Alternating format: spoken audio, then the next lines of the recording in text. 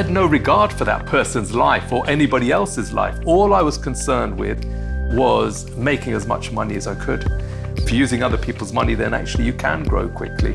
And it got to the stage where in 2007, it was turning over about 70 million pounds. And so the plan was that in 2008, I was going to achieve my goal to be in the Times Rich list. And obviously what happened was the mortgage market collapsed. Welcome, everybody. This is Simon Guillebaud with Inspired. I'm really excited this week. We've got another fantastic guest. If you're new to us, I am sick to death of being bombarded relentlessly in the 24/7 news cycle by negativity and depressing stories. You know, if you watch the news too much, you are letting someone else just basically curate for you all the bad stuff going on in the world that just make you more anxious and cynical. And so we're just coming against that really in a complete opposite spirit of introducing you to mates of mine from all sorts of different journeys and life experiences who've seen God at work powerfully in them, so that in an hour's time, under an hour probably, you will leave encouraged in your faith, stirred to keep going strong. And this week, I've got no doubt you're going to be encouraged because we've got with us Manoj Raithatha. How are you doing, Manoj? I'm really well, thank you very much. Brilliant. So we go back, I'm guessing it's about 14 years. We were both speaking. It was at Soul Survivor Watford. It was Norjavan, which is an Asian youth movement event. And that's when I first came across you. You had just come out, I think, with the book Filthy Rich, How the Property Crash Saved My Life, in which you tell the story of how you made shed loads of money, and then 2008 was a nightmare, wasn't it? But although it was a nightmare, it led to the beautiful transformation in your life. Listen, I don't want to tell your own story for you. So over to you. Just tell us, in terms of background, obviously Manoj Raithatha, that's an Asian name. Give us your background. Yeah, so my family are South Asian. If I think back to my grandparents, they were born in India. And they were part of the economic migrants that went to East Africa. They went to Nairobi. They set up businesses there. Some of my family ended up in Uganda. Well, we all know what happened in 1972 when Idi Amin expelled all the Asians, South Asians from Uganda. So that's how my family ended up in the UK. And so I was born in the UK. I'm a twin. I've got a twin sister. She's a consultant doctor.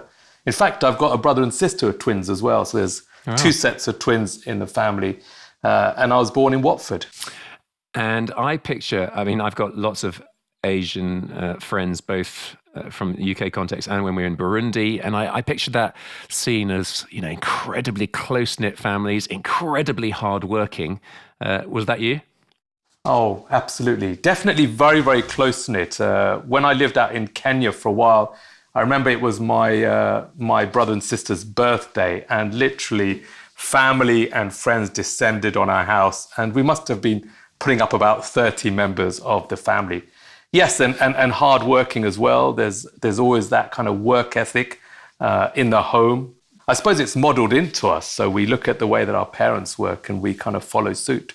Yeah, and it's funny because I've also met, having sort of praised the Indian connections I've had, I've also met some hard-nosed, arrogant businessmen that drove the hardest bargain and treated people around them so badly. Now, knowing your story, I'm guessing that was what you became, wasn't it, before you had your encounter with Jesus? Oh, absolutely. I mean, I was definitely that person for a number of years. And it was challenging not only for the people that I was doing business with, but I think also for my family to witness how arrogant and ruthless I'd become. And particularly my wife, who did tell me after I became a Christian that she was very close to leaving me. And that would have been one of the reasons why. Yeah. So, okay, I mean, any key teenage year incidents, or as we move through, you went to university, tell us about that. In terms of my schooling, I ended up moving to Kenya, to Nairobi. We moved out there for economic reasons. My father had been made redundant and moved out there. And interestingly, despite the fact that we were raised Hindu in Watford and went regularly to the temple, actually it was a temple that was gifted by George Harrison, member of the Beatles, the Hare Krishna temple. And we ended up in Nairobi, and we were enrolled in a Christian-run school there. And it might sound a bit strange, why would our parents actually do anything like that when we were actually raised as Hindus? But they weren't really expecting me to take any kind of interest in Christianity. But in the end, I did start to think, could there possibly be something in this story of God, the creator, dying for the created? I suppose that it was that element in the Christian story that did really resonate with me when I was in that school. So in terms of chronology, you then moved back to England for university? Yes, I did. And the reason that came about was because we'd moved out to Kenya for economic reasons, but things didn't work out for my father in the family business. And so, we moved back. I ended up in Portsmouth. But I'd come with these sort of dreams and aspirations to ultimately make it rich, because I was fed all these tales in Kenya of my grandfather's rise to riches. And I wanted to be audacious. I wanted to be a risk taker. And I really wanted to flaunt my wealth because that's what he did. And so I thought, well, look, this is a great chance. I'm here in the UK, do my A-levels, work hard, and go and do a business degree or an economics degree. But it didn't really work out that way. So you studied English? I studied English, yes. And the reason was that I was fascinated by this English teacher, and he was encouraging me to pursue passionately what I enjoyed in life. So it was a different way of thinking, because up until that point in my life, it was all about money, and it was thinking about how I could actually get to that point. But he made me think about other areas of my life, and it just so happened that I did like English, not enough to go and study it, but I didn't do well in my economics A-level, so I ended up in the clearing system. And I ended up studying English at degree level at university. Bangor University is where I went. All right, in Wales. So any key incidents at Bangor? At Bangor University, I think what was interesting was that when I arrived, there was somebody that spoke to me and said, do you want to go to church? And I thought, this is really strange. I've just arrived at university. And I'd kind of turned my back on this idea of Christianity, whilst I'd been fascinated as a child by it. As I grew older, I thought to myself, well, it's not really for me. What does faith have to do with living in the real world, where I'm trying to, make ends meet, so to speak? But anyway, there I was at university, and I thought, well, look, it's the first week. I don't want to sound rude. So I went to this evangelical church, and all I can say, Simon, is that it just seemed utterly, utterly bizarre. It made no sense at all, because when I used to go to the temple, there were all these statues of gods. So you kind of knew who you were worshipping. But in this evangelical church, this Christian church, there was nobody there. And there was all these people going crazy, clapping their hands and putting their hands in the air and looking utterly elated. And I thought to myself, why? It made no sense at all. And I suppose after I left the church, I made a sort of decision that I have no plans to go back again, because it just kind of all seemed a little bit strange and weird. So you end up going into property whilst being a teacher, don't you? The reason that I ended up going into property whilst being a teacher was because I needed to find some way to get out of my career. It wasn't the plan to become an English teacher, but what happened was I met this girl at university. She wanted to be a teacher, and so I kind of followed her into the profession. But then she split up with me, and that absolutely cut me up, because I'd even bought her the ring. So I thought, this is the one, I'm going to get married to her. And as I kind of came through what I'd say is a bit of depression, I thought to myself, when I was in Kenya, the quote that I was told about was fortune favors the brave. In fact, that was a school motto. And so I thought, I've got to start taking some risks in life. I'm not made to be a teacher all of my life. I'm not saying there's anything wrong with teaching, but it just wasn't for me. So amidst your many talents, you're a writer as well. So tell us a bit about that.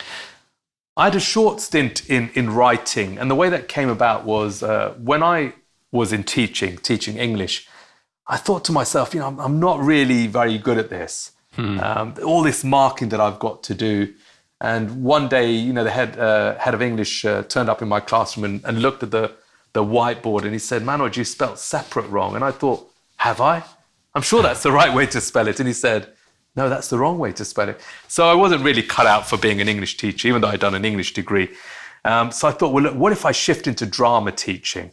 And I was able to do that quite easily because there's a drama department. They needed more support. And then I thought to myself, well, look, I like taking risks. So why don't I do a bit of, studying in drama on the side, do a part-time, actually it was full-time master's course, but they only required me to go in sort of one day a week, still be involved in teaching, and hopefully one day I'll end up in business anyway. But anyway, I did this drama master's, and the final component of this degree was that I had to direct this play. And I met a girl at the time, and we started dating. And I said, would you help me to write this piece?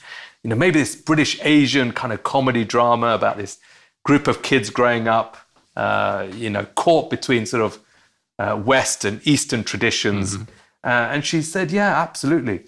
So I wrote this play with her, put it on at university. But the actors I had to get from outside the university because there weren't many Asian people in the university. So the way I persuaded them to act, and some of them were fresh out of drama school, was that, look, if you perform in this university production, I'll take it up to Edinburgh Festival and I'll pay for it all. And I'd saved up some money anyway to afford all of that. So that's what I did. Took it up to Edinburgh Festival. It's called BBA and Proud, which stands for British Born Asian and mm-hmm. Proud. And most days was probably 5 or 10 people coming to watch it. It was just one of the thousands of productions at the Edinburgh Festival. But the last week, somebody important came in, and before I knew it, it had been awarded a Fringe First Award. And mm-hmm. only a small number of those awards are handed out. And the next day, the place was packed. We were just, it was a production in a church. That's what it was. It wasn't even in a theatre. In Edinburgh, but it was packed. We toured that play sort of nationally, and on the back of it, somebody came and watched it, liked it so much that they introduced us to a TV production company. Wow. They invited us to write this TV series called My Life as a Puppet, about a crazy Asian family. So we wrote that, and it aired on CITV. And before we knew it, it got nominated for so many awards. It won a BAFTA award. Wow. It was nominated for an international Emmy as well. So I flew out to America. It didn't win the award. But in fact, it was interesting actually at the awards ceremony. I remember standing at the back and thinking to myself, I've had this time in teaching. I've done this writing and it's been good fun. I've really enjoyed it. But I'm not really bothered if we win the Emmy or not. Really, what I want to do is make money. And that's when I really made the decision. I'm just going to focus on getting into business and making money through that. And that's it. I've never really done any kind of writing other than my autobiography. That's about it, really. I thought to myself, when I was in Kenya, I was told about...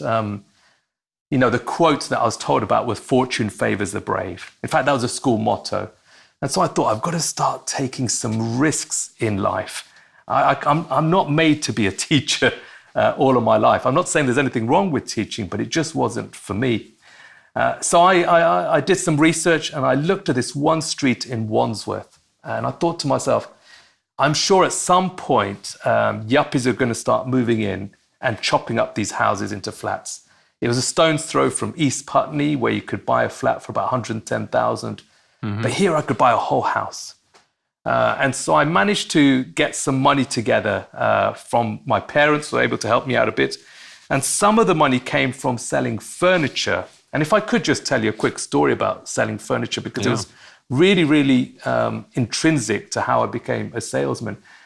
When I started selling furniture, and it was just a summer job in between sort of finishing university and starting teacher training, I ended up with this job to serve coffee, and it was Dowie Egbert coffee. Mm-hmm. And they said to me, look, all you've got to do for the next 2 weeks is serve coffee. We're having this big promotion. We're selling loads of sofas. Just serve coffee. And I found out just the psychology, I suppose, of selling furniture, that if they drink coffee and the smell of coffee, they'll sit on the sofa, they'll ask you a few questions, and they'll sign on the dotted line. Now, I wasn't a salesman, so I was passing on the leads to other people. But the area manager realized that I was quite good at speaking to the customers, offered me a job. And literally within a few months, I was a top salesman across something like 30 branches. Wow. And all I was doing was I kept on serving coffee. The other salespeople didn't. And I decided not to speak to them about the product. Actually, don't talk about the product. Talk about anything else. Talk about football, make them feel relaxed, sit on the sofa, drink coffee, and then they start asking me questions. And because they feel so comfortable, they end up buying the furniture. But I'm sharing this story with you because I actually made a huge amount of money from selling furniture and going to the Ideal Home exhibition. Enough to combine it with my parents' contribution and to buy this house in Wandsworth. Now, this house in Wandsworth, nobody wanted to live on that road. It was like that, Simon. This house had been on the market possibly 2 years. But I was just trying to work out what was going on with the market. I took a punt, and within a couple of years, the house had more than doubled in price, and I found myself selling it for a profit. And then I thought to myself, you know what? I think I've got an eye for this, for this kind of business. What if I now use all this money that I've made? And I can't remember exactly how much it was, but probably £150,000, which, as you can imagine, I've been in teaching for a couple of years and earned £150,000 on the side. It's like a colossal amount of money. So I invested almost all of that into buy-to-let properties. And so what I do is I do some research, try and buy a property that was near a train station, that had good rental kind of capacity, something that didn't need too much work, and built up a portfolio. Before I knew it, I think I had something like 15 properties, and that was within a year or so. And then as the market kept on going up, I kept on remortgaging, refinancing, pulling out some more money and then reinvesting it. And the business started to grow from then on. And then you bought 100 houses straight from the developer and were flipping those? It sounds strange. One would have thought, Manoj, you've got this portfolio of properties. You didn't want a life in teaching. You're now a businessman. You're doing what you want. You've got a nice house now. You're driving a nice car. Surely you would be satisfied. But it felt to me like going up a mountain to see a view, and you're looking out and you're expecting to see something stunning, and it isn't there. So you come back down the mountain, you want to go up a higher mountain. And there's a bit like that for me in business. I was really addicted to it, to the point that I'd be counting in my sleep, literally, how much money I'd made. So I thought, well, look, I'm going to take some serious risks now. And so this is what happened, Simon. I went to the property show in London one year, and I found out about buying off-plan properties, as in I'd buy a property from plan, from a builder. And what would happen is that I'd put down a deposit, I'd exchange contracts, and in a couple of years, I'd complete on the transaction. It would be ready, a brand new property for me to rent out. And hopefully the price has gone up during that period. But I thought to myself, what if I was to persuade a builder to give me, let's say, 20, 30, 40 properties in one go? That way I could monopolize on having a particular type of an apartment in that block. And then I would try and sell on those contracts very, very quickly.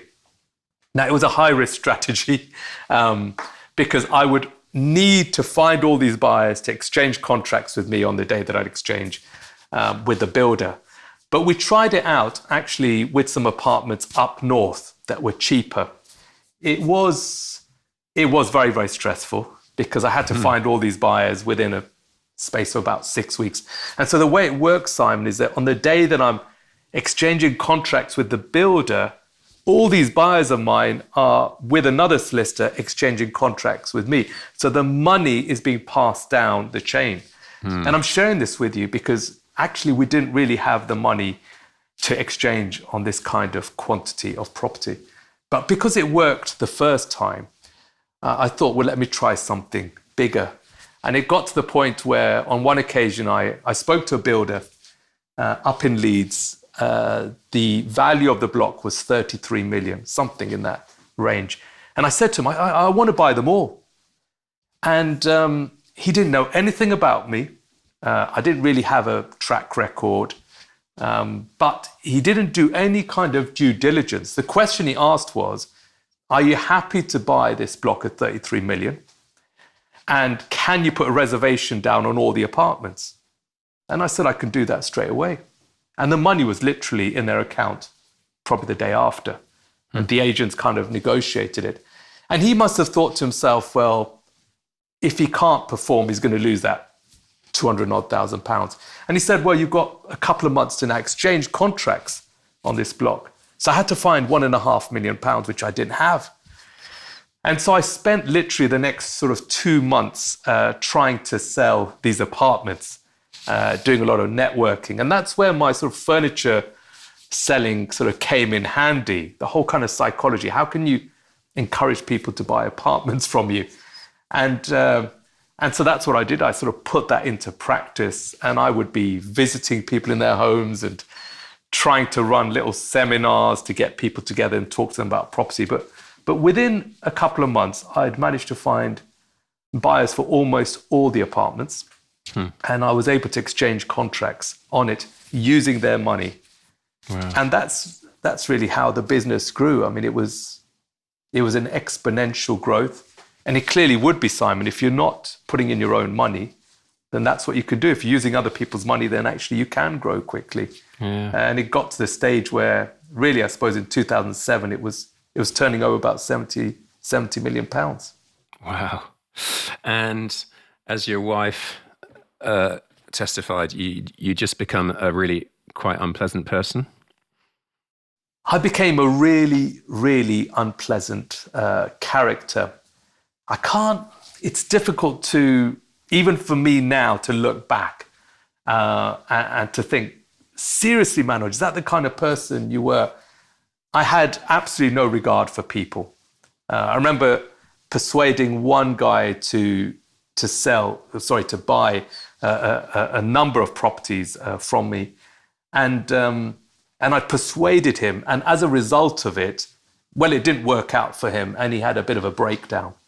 And his wife was so upset with me. She said, why did you get him to, really, really stretch himself? But I had no regard for that person's life or anybody else's life. All I was concerned with was making as much money as I could. And so whilst I could afford a lavish lifestyle, I could take my wife and children to Dubai and Mauritius and send my children to private school and things like that. My wife was getting increasingly upset in the home. She said I was very ruthless in the way that I spoke. I wasn't sensitive to her feelings. She didn't really want the money anyway. She just wanted a loving home where I would... Yeah. Absolutely. I think it really hit home to me one day when I was watching a film with my children, Simon, and they were really, really excited about it. I was watching this film, it was some children's film on DVD back then. And it was only years later that I realized why they were so excited, because typically I wouldn't do that. I'd be working all hours. So things got worse, marriage-wise and family life-wise, with the stresses, and then 2008 came, and most of us can remember what happened in 2008. Tell us what happened to you. Well, 2008 was going to be the big year for us. We'd built up this business. We had this huge portfolio. I think we had contracted on something like £330 million worth of property. And so the plan was that in 2008, I was going to achieve my goal. And the goal was to be in the Times Rich list. And that's what I wanted. And I knew that I was comfortably going to be in it in 2008 because we had this pipeline of properties that was coming up to completion. But as we know, in 2008, we had the financial crash, and our business was built on the need for mortgage finance. You needed mortgages to complete on the transactions. And obviously what happened in 2008 was the mortgage market collapsed. And so all these lenders, even lenders were going bust. How crazy is that? And so who was going to be lending money in a market like that when property prices were actually going down? And we had all these properties coming up for completion in 2008. So what happened was the builders, they were up against it because the banks wanted the money back.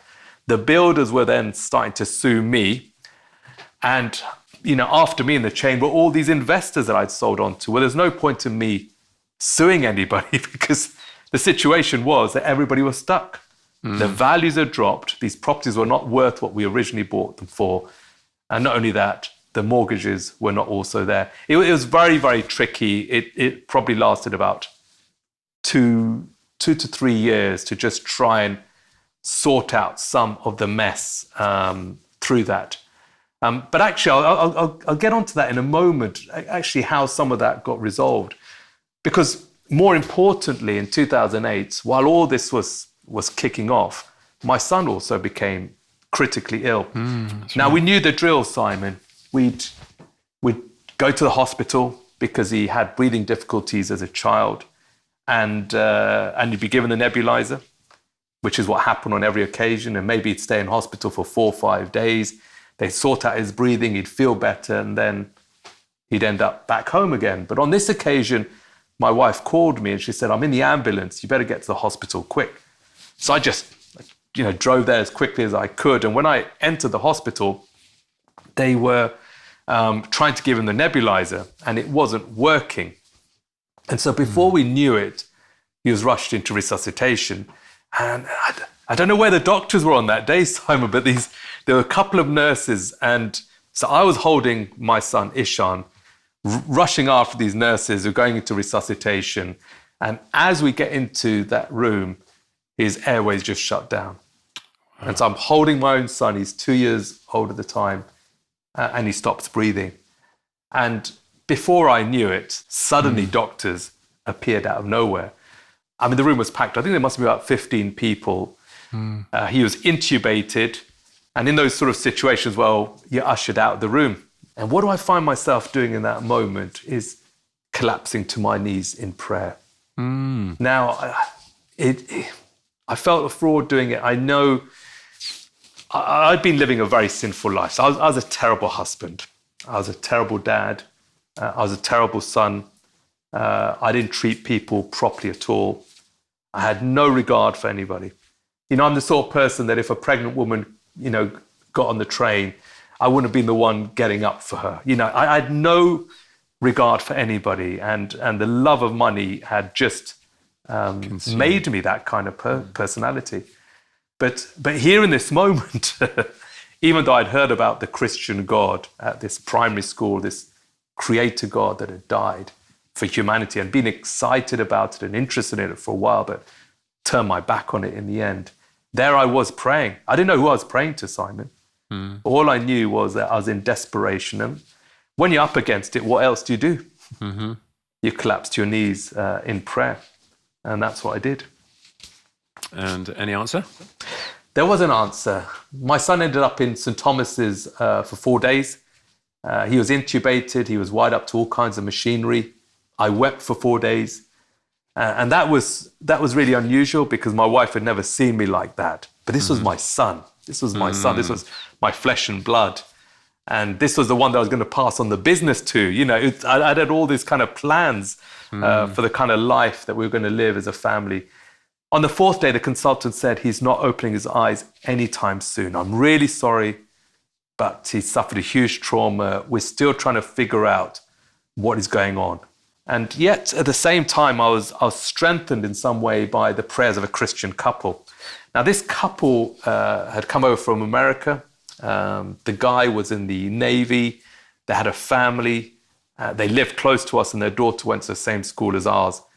And we'd recently got to know them. They invited us around to their house for food, and they were great people. When they found out my son was ill, they said, we're going to be praying, and they got the church to pray. And I was really touched by this because in my upbringing, I never really saw anybody from my sort of Hindu faith community doing something like this. I'm not saying it didn't happen, but I never actually saw it.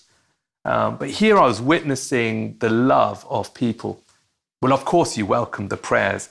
And the lady that was praying later told me that she collapsed to her knees and wept for my son. This is what I found out some months later. Anyway, they're praying. The consultants told us, your son's not going to open his eyes anytime soon. An hour later, as the consultant is doing the ward round, she arrives at my son's bed and he just bolts upright in bed. Wow. Just, it's like Lazarus. I mean, he was pulling away at the wires, all the tubes. It was like, I don't need this. It was an extraordinary thing to witness. And I said to my wife, amidst all the elation, the tears and the questions, how can this be? Because we were just told, he's going to be in here for a very, very long time. And now he's sitting up in bed as if he's absolutely fine. I said to my wife, we're going to go to church. We're going to thank the couple that prayed for our son. I know my mother was praying. I know my father. I know other people in my family were praying and they're Hindus. But there was something about the prayers of that couple for my son that I knew had healed him. Hey folks, don't know if you can hear the cicadas in the background. This is me out in Burundi. I'm lying in my bed after an exhausting cycle ride with muscles aching but feeling very satisfied. I'm out with a team doing our 2024 Tour du Burundi. It's our 9th cycling fundraiser out here to raise money for desperate Burundi, going through such a rough time. And yet we're seeing beautiful kingdom stuff happen. So if you wanted to get involved in that, if you're enjoying the podcast, want to help out, please go to greatlakesoutreach.org/inspired. That's greatlakesoutreach.org/inspired if you want to help out in this very precious, needy nation. God bless you. Now let's get back to the podcast. So you went to church. Was it different from the first banger, sort of disillusioning, weird experience? Well, for 2 Sundays, I found it not so interesting, if I'm honest, but I'd committed actually to going twice. It was a good church. It was, great church, but it didn't really resonate with me. But I thought, I've got to do this. This is my way of saying thank you. But on the 3rd Sunday, they invited me to another church, this couple, and I decided to go. And I remember being outside the church, and then as I walked in, Simon, I felt something. I can remember it so clearly. Even now, as I'm talking to you, I'm standing outside the church, and as I walk in, I'm hit with the presence of God. That I later came to realize that that's what it was. And I just felt it. So now I was connected in. Now I was interested. And it's not like many people were talking to me about faith over the course of the next 4 or 5 weeks, but I kept on going. Even though my friends were not going, I was going to this church. And nobody was really talking to me, but I was hearing again the message of the gospel. And I'd seen the cross countless times, on necklaces, on churches, but this time it really made sense. And so I decided one day that this God had saved my son. And if this God had saved my son, then this God is worth me giving my life for. And so I gave my life to the Lord. And it was a surrendering of my life. That's the only way I can describe it. I really was saying to the Lord, not in words, so to speak, but I'm yours. And it was such a powerful encounter. I felt like an open heaven. I felt love, the love of God. And when I went out of church that day, my wife later said to me that she didn't recognize me. It was like sort of 90%. She used 90%. She said 90% of your personality has really, really changed. And I really had changed because I don't think anybody recognized me. My mother thought I joined a cult because now all I wanted to do was to live for Jesus when I'd been running this business with my mother. We were in business together. So she saw me in business, and now she's seeing this guy that wants to serve Jesus. I went around saying sorry to so many people that I'd I'd hurt. I remember giving some money back to one person because I'd shortchanged them their commission, and they thought, "What's going on with this guy?" Things like that happened, and everything was in color. It felt like so many years I'd been living in black and white, but now I could see things more brightly. Beautiful. And here I am. Yeah. So was it night and day? I mean, a dramatic overnight? I mean, sanctification, obviously, the process of growing holy, that's a lifetime's journey, isn't it? But it was pretty stark for you, the new Manoj. It was like Paul on the road to Damascus. I had encountered the love of God, and to such a degree that I just wanted to give my life fully to him. Because in those early days of my Christian life, it's almost like I heard the Lord speaking to me and saying to me, "Manoj, my son died on the cross for you, but I want you to remember that your son was rescued. My son went to the cross, he was nailed to it, but I intervened to save your son." And so when I look at Christ, I'm reminded of what God has done, for my son. Yeah. And that obviously was so impactful. I found myself weeping for months, literally months, going to church, and Maria, my wife, wondering, what's going on with him? He's crying again. This is a guy that never cried about anything, didn't care about anybody. So it was a really, really unusual time. And since then, I've sought, by the grace of God, just to serve him and try and be obedient. It's not always been easy, but I've tried to the best to just do what I think the Lord might be telling me. I'm entrepreneurial, and I have had a few opportunities where I've thought in life, I could pursue this and end up very wealthy. And there's nothing wrong with wealth, but for me, I'm glad that the Lord took me out of that temptation. We really do value and encourage people to be Christians in business. That's a really important role. But you've got to have a solid makeup, haven't you? So it's not money is the root of all evil. The love of money is the root of all evil. And I thank the Lord that he's taken my entrepreneurialism and used it in a different way, if you see what I mean. Now, for you, did you see that the Lord was taking you away from that? But you're still an entrepreneur. You still got that risk-taking spirit, haven't you? Well, I'm still a businessman. And what happened is after I became a Christian, I wanted to turn my back on business. I thought business is bad.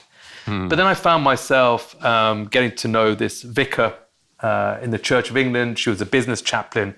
And I didn't realize, but she was meeting up with me regularly and she was mentoring me.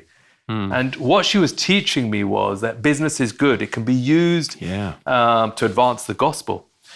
And she was an incredible woman. Whenever she sort of paused and almost looked up, it was like she was hearing something from God. I mean, a most extraordinary woman. And she then said to me one day, she said, "Manoj, I think that the Lord is saying that we're meant to start a publishing house, a Christian publishing house." Now, back then, I was still trying to battle with saving my property company. This was the crash. I didn't have time to be setting up a new business. I was trying to save the other business.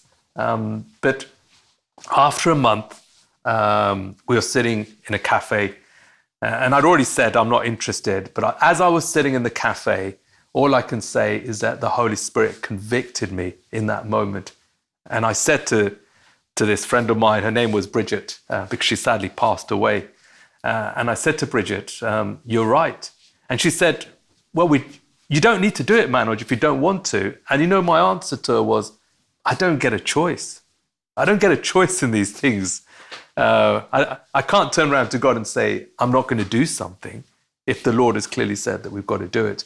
So I said, but the proof that God is in it will come if, all these books start coming in. And literally overnight, we set up this business by name. It's called Instant Apostle. We set up a website. We didn't really have much expertise, but literally all the help that we needed came.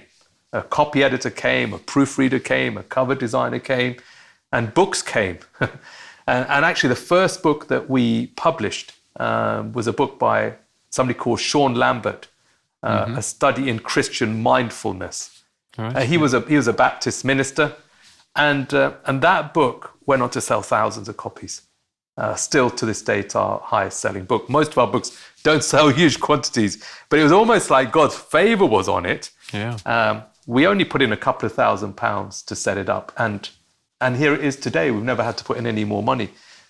But just a story about how challenging it was to set up the business, because on the day of the launch, Bridget Adams had to be taken in for the launch on a mobility scooter. So from setting up the business by name and launching it about 4 or 5 months later, the cancer she had come back. But they got her there on a mobility scooter. And that was the last day that I ever saw her. She passed shortly after that. But I actually arrived at the publishing house launch late as well. And what had happened that morning was that my son had become really, really seriously ill with his breathing difficulties, a bit like he'd had back in 2008. But we were now in 2012. And it was so bad that I thought, let me sleep with him. And about 5 o'clock in the morning, I heard this faint ringing of the phone. Now, if you can imagine, I'm in bed with my son. He's been given the pump, and I thought, well, look, hopefully he's going to get through. We'll take him to the doctor in the morning. He's wrapped around me, my son. My arms are wrapped around him. The phone is on the other side of the bed. I hear this faint ringing, and I go and look at the phone, and it says doctor on the phone. And it's as if I had called out. It wasn't as if somebody was calling in. And when I looked at my son, I could see that his breathing was becoming really labored. I must have left the house in a minute. There was no time to wait for an ambulance. And as I get into the hospital, I could see that his airways were shutting down. And as I got into A&E, they moved very quickly. He was given 3 rounds of the nebulizer, and he did respond. Wow. But if the phone hadn't rung, I'd say 10 minutes later, he would have probably been, it would have been too late. Yeah. And that was the day of the launch. And I suppose I'm sharing that also because throughout my life, the more that we've tried to do things very boldly for the Lord. I mean, Instant Apostle was a real bold act. It's a Christian publishing house where you're publishing books of people meeting Jesus. They're books to strengthen Christians in the faith. And they can go anywhere, can't they? They can go far and wide. Books get passed around by person to person. And I suppose that day I realized the significance of what we were getting involved in. And my wife did tell me later on, she said, you have to go to the launch.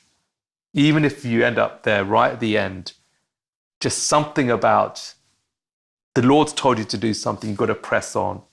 Yeah. The son is fine. Just go. And I did go. And I'm glad I did because it's the last time I saw Bridget as well. Wow. And so now, buddy, you're a Baptist minister. I mean, how did that come about? Simon, I always wanted to be a minister. So when I first became a Christian in 2008, I spoke to one of the pastors in the church and I said, I feel this calling. I'm ready to give up everything, the business and everything. And over the course of the next 2 years, we did explore ordination in the Church of England. I saw a director of ordinands. I went to the final conference and they turned me down. And I was gutted, Simon. I was so upset. So many questions that I asked God. I said, I was willing to do this, give up everything. But God kept me in business. I started to work at the Evangelical Alliance in the South Asian Forum team, which is helping churches to engage with those of other faith backgrounds. You're chairman now, are you? I'm yes, of the board. That's right. Yes, yeah. Right. Yeah. And then an opportunity arose in 2017 to preach in a Baptist church. So this church didn't have a minister. And because I was working in the Evangelical Alliance, there was always opportunities to go and speak in other churches. So this was nothing new. It's a great opportunity to bring a message. And I went and I preached the message, and it was on vision. And the church was going through some difficulties. That's one thing I realized when I was there. And there was one person that was deeply upset with me at the end of the service. saying, Manoj, you brought these books into the church to sell. Well, obviously being a publisher, I always had Christian books with me. And he says, well, you can't do business in the church. I said, we're not doing business. These are books to help you if anybody wants them. Anyway, what happened was I reflected on this on my way back, and I could see that they were without a minister. And as I walked into the house, I said to the Lord, if ever you were to send me into church leadership, I bet you'd send me to a church like this because it needed a lot of love and TLC. Yep. That's right, absolutely. Well, what happened was I started to feel the Lord saying to me, Manoj, go and help them. And I was like, well, how can I do that? I'm not a pastor and I'm not a Baptist. But then I spoke to a friend of mine who's a regional minister, and I said, look, I think that God might be saying something. And he said, well, let me pray about it. Must have been a couple of days later, I got on a plane to go abroad with my family, summer holiday. And there was a lady in the row behind me from that church in East London. No. And she said to me, you came and preached in our church. Will you come and help us? Wow. Well, I got back from my holiday and I spoke to my friend. I said, look, God is certainly saying something in this. He said, why don't I go and speak to the church and see what their plans are? And so he did. And they said to him, we wanted to ask Manoj if he'd come and help us. Now, Simon, it's a really strange thing for a Baptist church to call a lay pastor, effectively what I was, with no experience and not being a Baptist. Yeah. But I did it for a couple of years. It was quite clearly of the Lord. I think I made lots of mistakes because I lacked the experience. But through the process, I did feel the call to train. And so I did the training and ended up at Pinner Baptist Church. So it's good coming and doing a men's breakfast with you a few months back. And what does the journey look like now for you? The journey for me is I'm really passionate about small churches. And I think that's quite interesting because for me, business was always having the big business. Mm-hmm. But now I look at the smaller churches and I get really excited about them. And if the Lord was to tell me, Manoj, I'm going to make you a minister of a church of 2,000, would I do it? Yes. Would I be passionate about doing it? Probably not initially, because if the Lord was to say to me, Manoj, there's a church of 30 and I want you to move there, then I'd say to myself, yes, I'm really excited about this. I don't know why. I think there's life in small churches. There's lots of small churches in the Baptist denomination. And both churches I've been involved in, the one in East London and Pinner Baptist Church, were relatively small. And it was all around thinking with a business head on, I suppose. You know, how can you bring health, healthy culture? Healthy things grow, don't they? And also, I think in small churches, there's also the opportunity of raising up people. If you've got a church of 80, 90 people, you know everybody, don't you? You get to find out people's gifts. And I love more than anything else in seeing people raised up and serving God. And I think the more we do that as ministers, well, the church is built up, isn't it? Because you're raising up people. And hopefully some of those people will end up leaving the church one day and become ministers or worship leaders or run organizations. I'm really committed to raising 10 pastors. That's what I'd like to do. That's just a personal kind of desire of mine. And I hope that one day I'll get to see that, you know, raising up people to lead other churches. Yeah. So yeah, that's what I'm really excited about, small churches. And I want to get involved in the small churches across London, particularly in the Baptist denomination, if the Lord would open that door for me. So you're a small church, but you've actually felt the Lord speak to you clearly recently, didn't you? Yes, I mean we are not a large church. There's probably 80 to 100 people in Pinner Baptist Church at the moment, and I like small communities. And I have been thinking to myself, you know, we've got a capacity of 140. What would happen if we get to 140? Do we actually start another service, or do we actually plant another church? But with all this stuff mulling in my mind, one morning at 5 a.m. I got woken up. And the words that came out of my mouth at 5, this is literally, I'm sleeping and just waking up in the moment, was revive. Mm-hmm. And it was such an unusual experience. I found myself kneeling down and praying. and kind of asking the Lord what this all meant. It was a Sunday morning, and I went into church that day, and I said to the church, I said, the Lord is calling us to a wider work. I'm not quite sure what it is, but there's a wider work that we're being called to. A couple of days later, I was in conversation with somebody from the London Baptist Association about another small church that's very close to us. Lovely church, great community there, very small community, probably about 15 people. And the conversation was, would you like to get involved in this church? Well, to cut a long story short, we're now in this process of this small church merging with us. And it all started with that word revive. And that's why I'm really excited about small churches and what the Lord might do in small churches, particularly across London. London's really on my heart.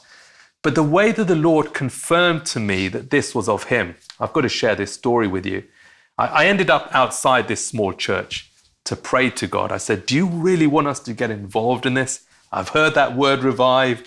I've had this conversation about possibly this church might being up for merging with us.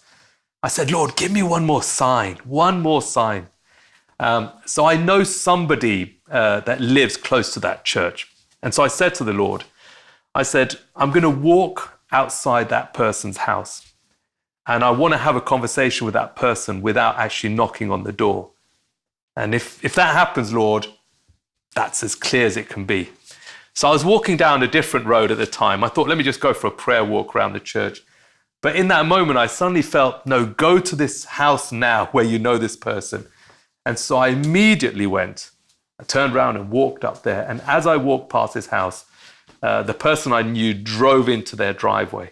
And came out of the car, and I was able to have a conversation without knocking on their door.